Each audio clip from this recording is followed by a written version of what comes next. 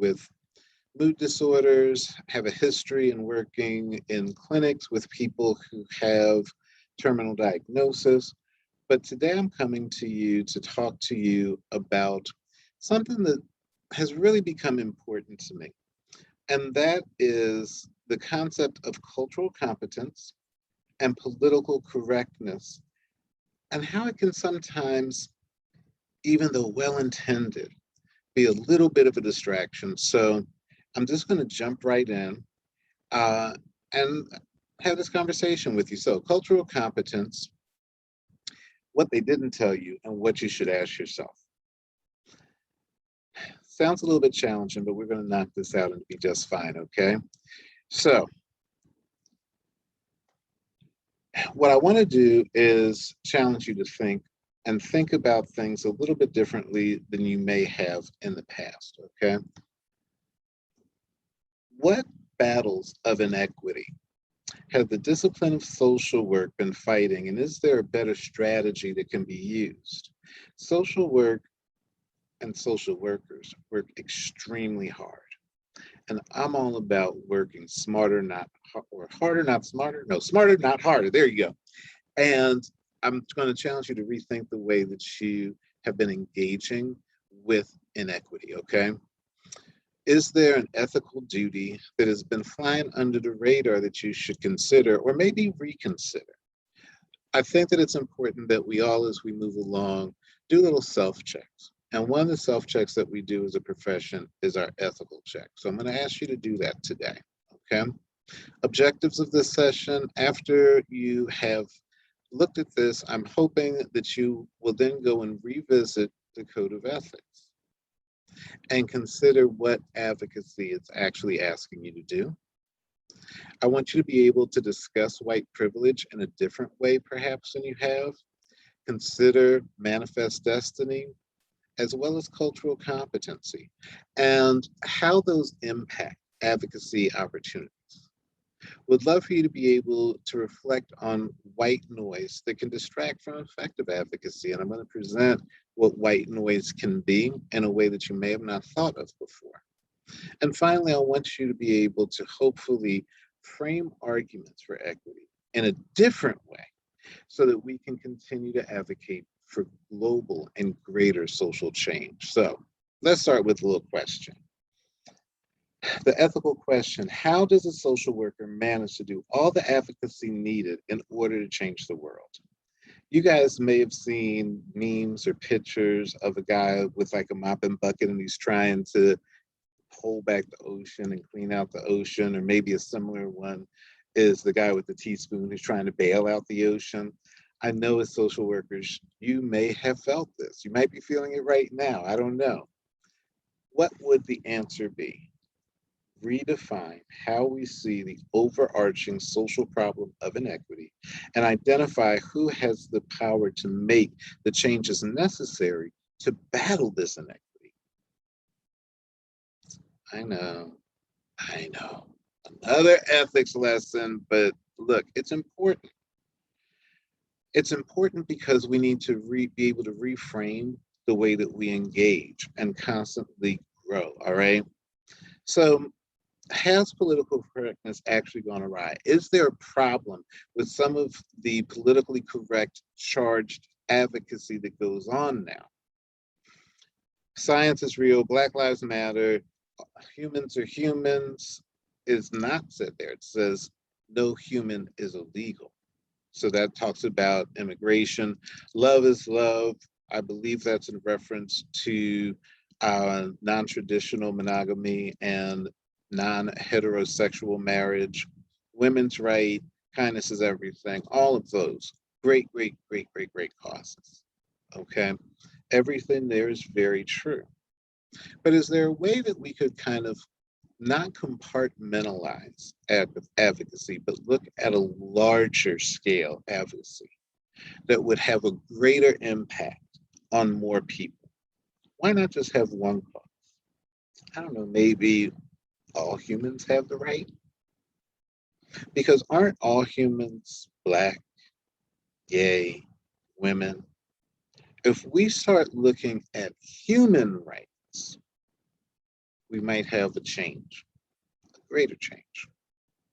My argument to you today is that when we have all of these micro things or smaller causes that we are advocating for, it can be a distraction, maybe even a barrier to more widespread change.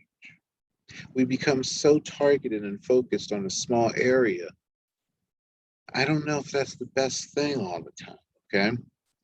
So I wanted to give you guys a little example of what white noise can look like.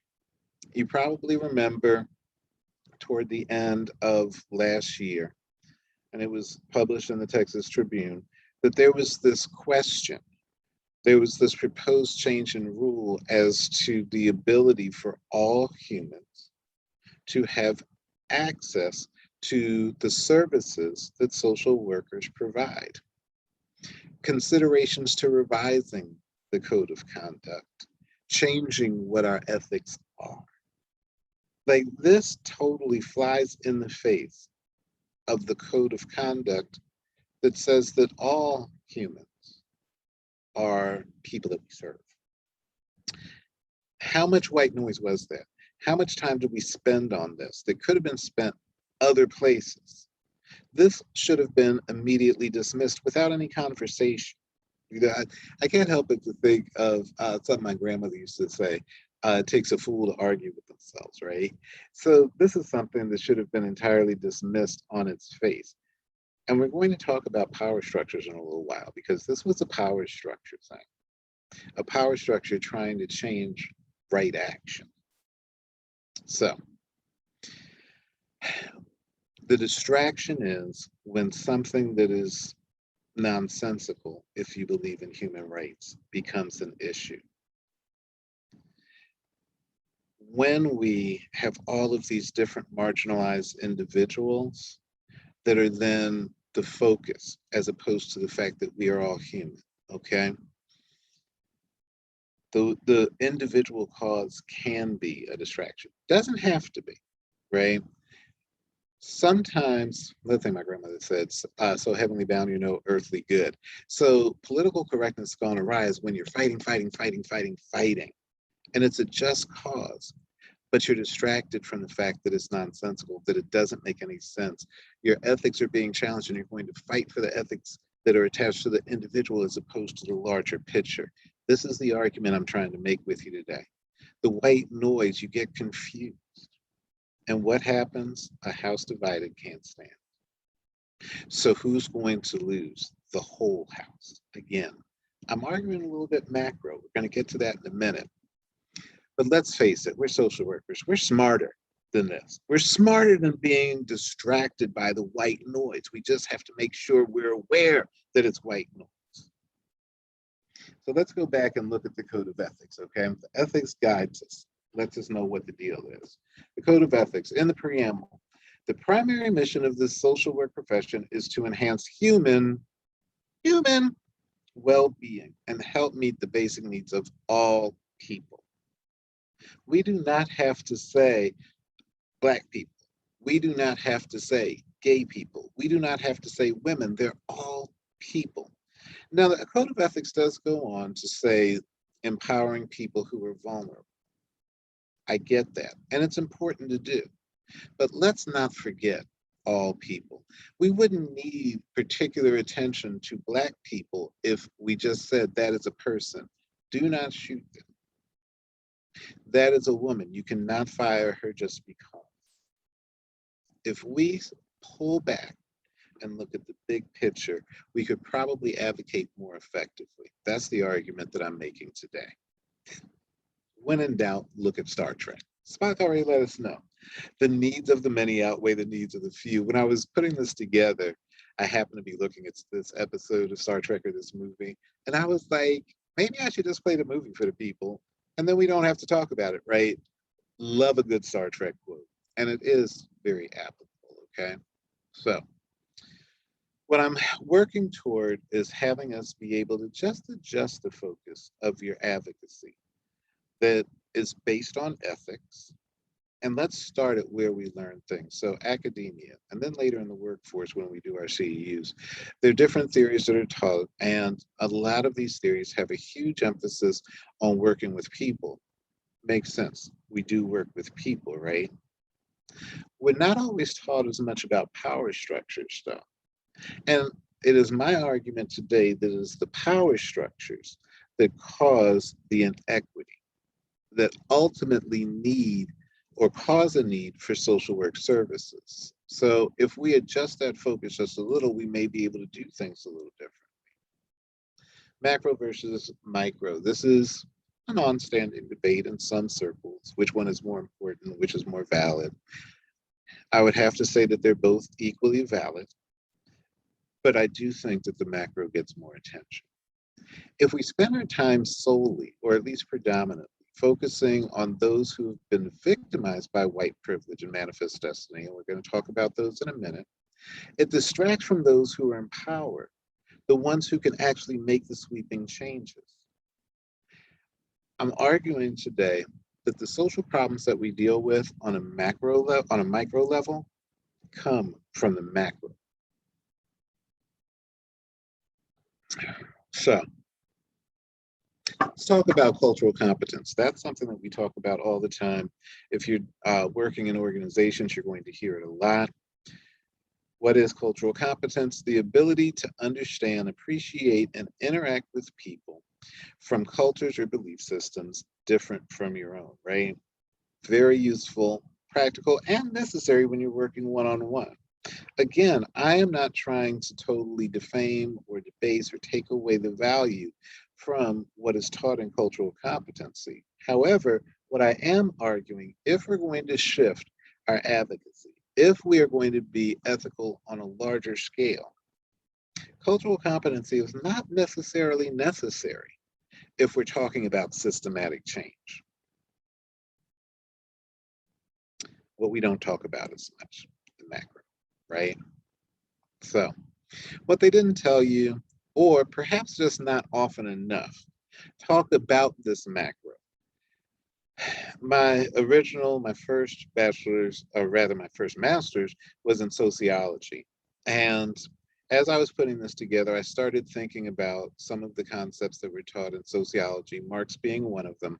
Political power, properly called so, is merely the organized power of one class for oppressing the other.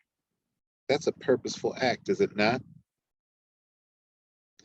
Organized power of a class for oppressing. And we are charged to advocate for the oppressed. So if it is an organized person, an organization, should we not be speaking to them? Let's talk about how some of this inequity starts. Let's go back to the beginning, okay? And for me, I'm defining the beginning, manifest destiny. I'm talking about the beginning of how inequity started in America. And this is one place that inequity started, manifest destiny. A widely held cultural belief in the 19th century United States that American settlers were destined to expand across the North. Now, cultural, I'm a sociologist too. I was like, what culture are they talking about? I believe in this definition, they're talking about American culture. And I'm going to go out on a limb and say that it might have been white American culture. I'm not 100% sure, but it feels that way. And you can contact me. I have my contact information at the end. So contact me. Let me know if I'm wrong on this. Manifest destiny has to do with American imperialism. And I'm arguing the roots of privilege in America, specifically white privilege. It assumes that the name of growth requires oppression, and it should, not only can, but should have others suffer. This concept, as I reflect on it, is the opposite of equity. White privilege, inherent advantages possessed by a white person on the basis of their race in a society characterized by racial inequality, inequity, injustice. Those with white privilege often have leadership, financial abundance, and it is an over influence that then marginalizes others and thus creates a need for social work. Spoiler alert, if we actually take care of the social problems, we actually are kind of advocating to put ourselves out of work. I've had that conversation with people who are not social workers and who would say that social work sometimes does not focus where it needs to. I'm like, you're right. We need to be putting ourselves out of business. If we deal with the organizations, there would be a far less need for a lot of social work services. So let me get to this call to action. What is it that I actually want you to do? I want you to consider changing the way in which you view things, your advocacy, your practice, how you carry yourself, your mindset when it comes to ethics and advocacy. So currently, my argument is that there's a huge imbalance to where we think about theories that are more about cultural competence, and the very theories that we have are about addressing individuals and serving clients. I think the future of social work should move more toward looking at institutions that are based in white privilege, manifest destiny, that actually address more global social change. I would argue that would be the ethical thing to do. Example of change. How does something on a macro level lead to change? So again, Black Lives Matters rose in great deal from the exorbitant number of Black men who were being shot by police. And University of Chicago did a study and saw when there was macro change, a change to policy, police wearing body cams, that there was a reduction in fatal encounters, 10%, not that huge, but a start, and use of force by 17%. So when we stopped looking at the victim, the Black people who were being shot, and we started looking at the social institution, the police, that is when change happened. Now, we can argue that it happened by the Black Lives Matter movement. I'm okay with that. But do you think that other people will not get shot? And that overall, I bet if they did this study, they would show, in fact, it says overall, it doesn't say Black, overall shootings dropped, overall violence dropped. And that's what I'm advocating for, the whole. Let's remember, code of ethics, all people. And I think that if we start looking at things in that way, we'll have some help. And I'm going to give you some tools to help looking at things as a human social condition, and not an individual group social condition. Okay. I want you to look at some of these headlines that I looked at and found. So here's one. This is a picture taken from the space station. I believe that's the the fires in Greece that are going on right now. I'm pretty sure that the fire is not looking at any individual group.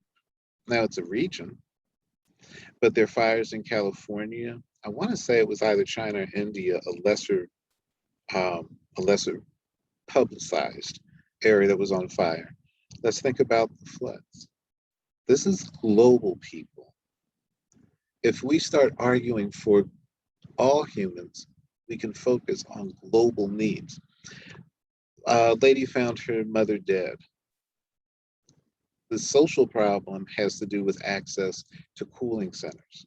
This particular story goes on, person was found in a home dead, there was no air conditioning, right? These are global that affect everybody. Everybody is affected by heat. And then this is perhaps the scariest of them all. Now I gotta tell you and own up to the fact that I am a little bit of a conspiracy theorist. But when I saw this, I was like, the wealthiest man, Bill Gates and other wealthy investors are investing in farmland. The food supply is now being controlled by white privilege. Now, it probably always was, but this just flat out says that's what's going on. If we pull back, we can think about advocacy in a different way. and what the most ethical approach to advocacy is. So, what I want you to ask yourself, what kind of advocate are you? Community, politics, individual groups. We all had classes where we were asked to do this. It helped inform how we would enter into social work practice. If you are stronger on the individual level when it comes to advocacy, I want you to think that you might want to think about community and how you can investigate policy more.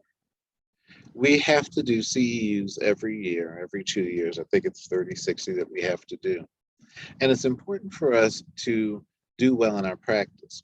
So if you are a therapist, you may want to go to different therapy CEUs. But I'm going to challenge you to start thinking that you might want to go and get some policy CEUs. You may want to go to CEU presentations that deal with community. And what a wonderful time. You guys are here. You guys are doing your CEUs right now. What a wonderful time to do that, right?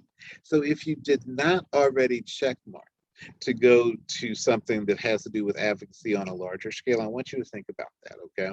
It's a wonderful opportunity right before your very eyes. So final appeal comes again from Marx. Man is the highest essence of man, hence with categorical imperative to overthrow all relation in which man is debased, enslaved, abandoned, or considered despicable essence. Now is the perfect time to start advocating on a larger scale, and I would like for you to do so. Go get them, Tiger. It's now time for you to go into action. Go and register for some of those policy CEUs, okay? That is my contact information. If you have any questions, would like to discuss this further, please feel free to reach out. It's been my pleasure speaking with you today, and I'll talk to you soon.